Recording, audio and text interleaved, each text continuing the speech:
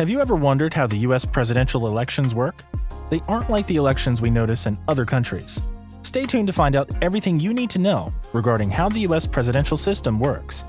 The election of the President and Vice President of the United States is an indirect election in which the people of the United States who are eligible to vote in one of the 50 US states or in Washington, D.C. cast ballots not directly to those offices, but instead to the representatives of the Electoral College. These electors then cast direct votes, known as electoral votes, to the President.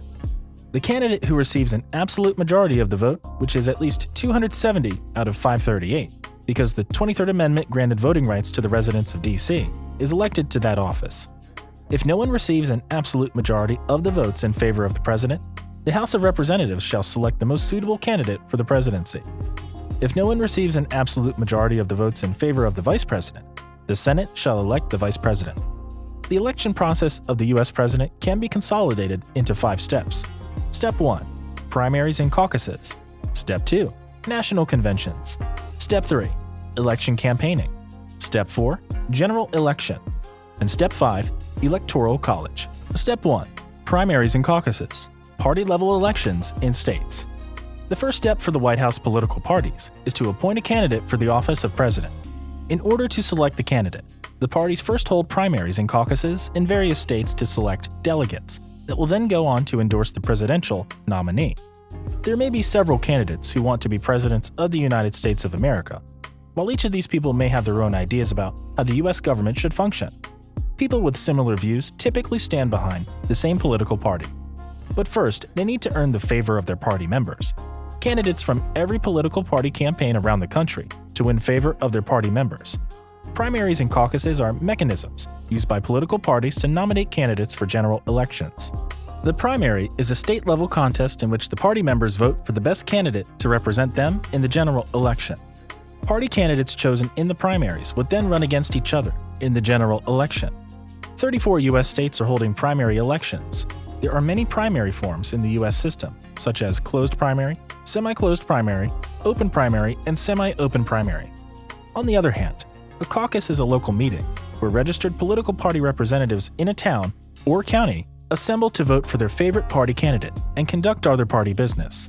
A caucus is a replacement for a primary election for the selection of delegates to the National Party Convention. 16 states organize caucuses to determine candidates for political parties. Step 2. National conventions of each party. Once the primaries and caucuses have been concluded in each state, a national convention shall be held in which the party's selection as president is officially announced to the public. At the convention, the elected delegates cast their vote for the candidate of the party, and the candidate with the most delegates is nominated for the party.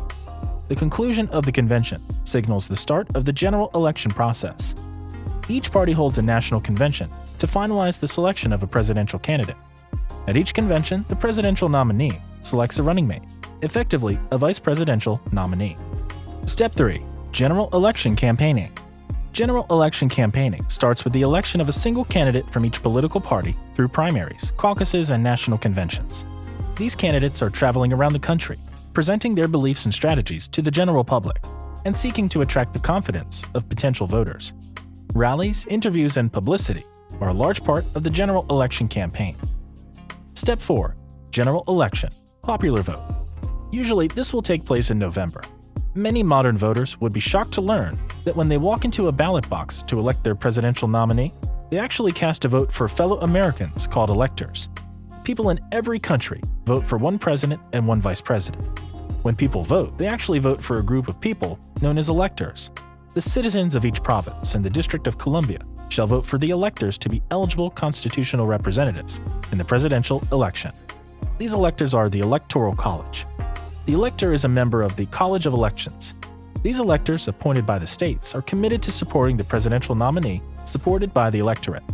Even if the majority of the people in the USA vote for a candidate, this does not mean that he or she will win the presidential election. There are times where a candidate who received a popular vote has lost the presidency. To win the election, a candidate needs to secure more than 270 electoral votes. Step 5. Electoral College. Electors vote for the U.S. President. Typically, this occurs in December. The U.S. President is chosen by an organization called the Electoral College. although the Constitution only specifies that a candidate who receives a majority vote in the Electoral College becomes president. It doesn't say anything about the popular vote. The goal of the framers was to channel public opinion into a body made up of smarter, more seasoned citizens. The framers did not want the president to be directly elected by the people. Each state shall have a certain number of electors, depending on the total number of representations of each state in the Congress. Each of the 50 U.S. states and the capital of Washington, D.C., a district which does not belong to either state, has a fixed number of electors representing their sides. California is the most populous nation with more than 38 million people and has 55 electoral votes, more than any other. On the other hand, a state such as Montana, which is geographically wide but has a comparatively small population of just over 1 million residents, has just 3 electors. Apart from Maine and Nebraska, if the nominee receives the most votes within their territory, he or she will receive the full quota of Electoral College votes. Each elector casts 1 vote after the general election, with a total of 538 votes cast. The candidate who receives more than half of the 270 votes at least wins the election. A lot of you continue to ask how Trump became the President of the United States while losing the popular vote in 2016. While rare, it is possible to win the Electoral College but to lose the popular vote. This means that a candidate can win a combination of states and hit the 270 mark of the electorate without receiving a plurality of votes around the country. This occurred 5 times in the U.S. election, most recently in 2016 and 2000. Monopoly behind the 2000 elections? In 2000, for the first time in 112 years, the eventual election winner, Republican George W. Bush, with 47.87% of the electorate, struggled to secure a popular vote that lagged behind the Democratic candidate, Al Gore, who won over 48.38% of the electorate. That's about 550,000 votes cast by Bush nationwide. The result of that election was Florida, which at the time had 25 Electoral College votes and gave Bush a narrow Electoral College victory, with 271 voters over Gore's 266. However, the race was so tight in the Sunshine State that a mandatory recount was instituted, and with legal challenges initiated in a number of Florida counties, the case was ultimately resolved by the Supreme Court, which handed the state and thus the presidency to Bush by ruling 5-4 in favor of the Republicans on the 12th of December of that year. So why does the U.S. have an electoral college? The short answer is that the framers of the Constitution did not trust direct democracy and offered an extra layer to ensure, as James Madison put it, that factions of people of mutual interest do not affect the nation as a whole. The Electoral College, however, has become a mere formality. The Constitution does not mandate electors to vote on the basis of the popular vote of the people they represent, but it's unusual for an elector not to obey the preference of the people and their party. Since the actual vote of the Electoral College takes place in each state between mid-November and mid-December, the predicted winner will in most cases be declared on election night. But wait, what happens if no candidate gets 270 electoral votes? In the unlikely case that no candidate obtains the requisite 270 electoral votes, the decision will go to the House of Representatives, which would vote to elect the next president from among the top 3 candidates.